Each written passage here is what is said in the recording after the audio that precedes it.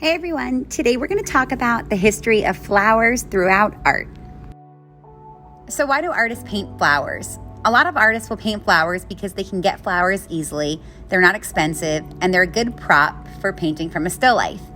Throughout time though, artists have been capturing the beauty and symbolism of flowers ranging from celebrations, to love, to politics, to hardships, and even war in art. And not only do certain flowers hold different meanings, but really the way that artists depict flowers has changed throughout history. So let's take a look at some examples of that. Our first example is all the way back from 1617, and this is an artist named Ambrosius Bostart. Ambrosius was a Dutch still life artist that was known for painting bouquets of flowers with a lot of accuracy. A love for flowers ran so deep in his family that all three sons later also became flower painters. His flower paintings show symmetry in the blooms, and he was one of the first painters to focus on painting bouquets. Clearly, his work sparked a trend because it's lasted throughout all of art history. And while you might know Vincent Van Gogh primarily for Starry Night, he also had a love of flowers, particularly sunflowers.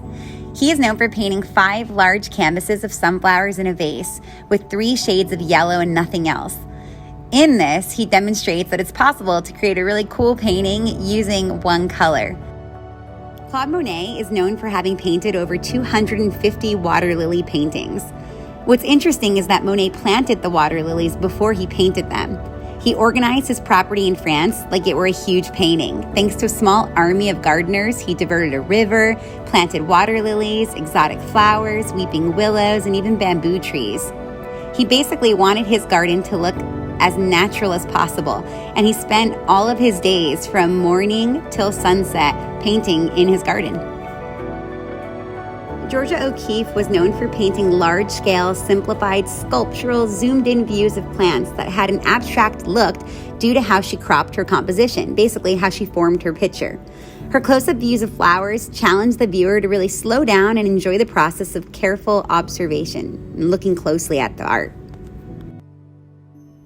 During his later years of art, Picasso joined the peace movement, expressing a desire for peace and equality. Picasso's Bouquet of Peace shows his desire for people to join together in love.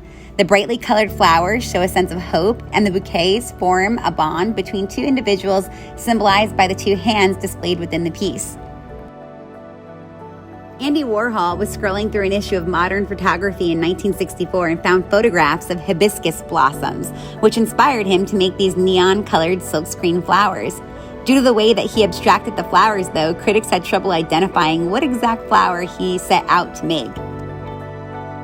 Takashi Murakami is often compared to Warhol, painting flowers that can't be pinned down to a certain species. Instead, Murakami paints smiling flowers with cartoon faces.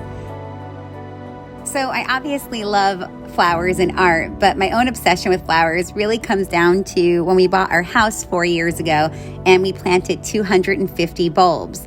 Bulbs create a flower that grows back year after year. So it's a lot of work in the beginning, but then you get to sit back and enjoy them for the rest of time. And when I say I love flowers, I mean I put them on my grocery list. Every week we have new flowers somewhere in our house. But I don't just love flowers, I also love plants. We have over 50 houseplants in our home. But most of all, I love what flowers represent: growth, resiliency, and perseverance. They aren't afraid of change. They can recover after experiencing adverse events, like when we forget to water them. And they keep going. They never give up, like my bulbs that come back year after year. So where are we going with all this flower talk? Here, we're going to create collaborative vases of flowers, with each one of you creating a flower that we put together and hang throughout our halls. So let's get started.